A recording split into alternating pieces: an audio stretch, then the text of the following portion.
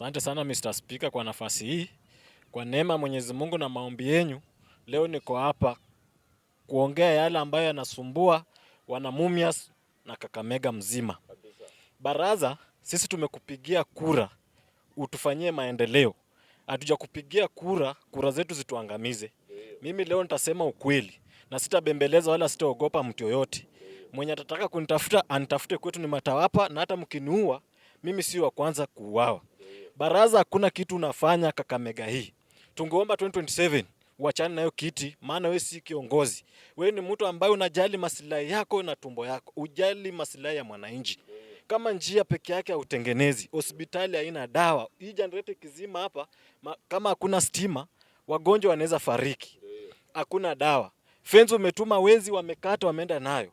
Baraza, kwa kweli sisi pesa yetu ambayo tunatoa kwa ushuru, wachi hiyo pesa itusaidie. Wachi hiyo pesa ilete maendeleo Kakamega. Mimi nitasema hivi. Vijana tushike kura 2027, tupigie viongozi kura, tusipigie wale watu ambao wanajali tumbo zao. Baraza anajali tumbo yake. Baraza ameenda pale amezoea kuiba hadi anaiba na taksi yetu. Tafadhali vijana 2027 tujipange. Na hata tutaamua hiyo 2027 baraza sitafute Mumias hii kura. Kwa sababu hakuna maana sisi tupige kura ituangaishe, kura itutese. Hakuna kitu nafanya. Taa zetu kutoka town hadi hapa Bomani zimezima. Project ambayo Oparanya alianzisha hata hakuna moja ambayo umemalizia.